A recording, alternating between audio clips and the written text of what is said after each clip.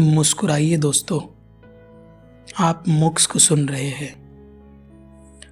आज की सुप्रसंग कहानी है बहता पानी और चलते विचार। एक दिन ऋषिवर शिष्य को एक खेत पर लेकर गए, जहां एक किसान बहती हुई नहर से पानी को रास्ता बनाकर खेत तक ले जा रहा था। और ऋषिवर ने वो दृश्य शिष्य को बड़ी गहराई से दिखाया और फिर कहा, वत्स, इस बहते हुए पानी को यदि सही दिशा मिल जाए तो ये पानी खेत तक जाकर वहाँ की फसल को निहाल कर देगी, और यदि आप इस पानी को सही दिशा ना दोगे तो पानी तो अपना रास्ता स्वयं बनाकर इधर उधर व्यर्थता में चला जाएगा और खेत की सारी फसल बर्बाद हो जाएगी।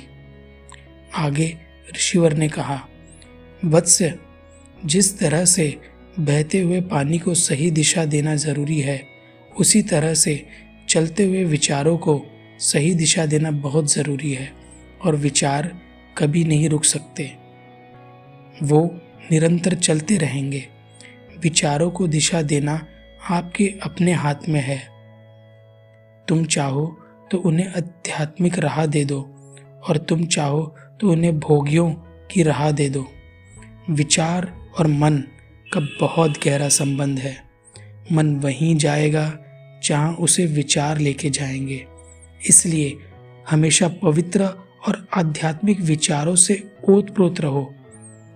साधना, सत्संग, भजन, कथा, स्वाध्याय और जिस भी तरीके से ये इष्ट में रमे, उसे इष्ट में रमाओ।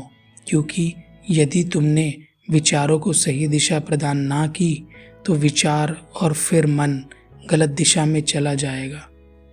पहले विचार आएगा, फिर कर्म शुरू होगा, फिर आगे की राह बनेगी, और फिर सफलता असफलता मिलेगी। विचारों से ही पराया भी अपना हो जाता है, और विचारों से ही अपने भी पराये हो जाते हैं।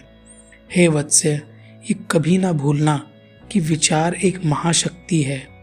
सकारात्मक विचारधारा एक वरदान है और नकारात्मक विचारधारा एक महाअभिशाप है। समान विचारों से ही रिश्ते युगों युगों तक रहते हैं, और ऐसा कहते हैं कि भाई, मेरे और उसके विचार एक दूसरे से नहीं मिलते हैं। इसलिए अपने विचारों को आध्यात्मिक राह की ओर मोड़ देना, क्योंकि जब विचारों को सही राह मिल जाएगी तो मन भी सही जगह लग जाएगा, और इष्ट और गुरु चरण के अतिरिक्त इस मन को कहीं पर भी शांति ना मिलेगी। दोस्तों, उम्मीद करता हूँ इस कहानी से आपको कुछ सीखने मिला होगा। तो मिलते हैं अगली बार एक नई कहानी, नए नज़रिए, नई सोच के साथ। आपका मुक्स।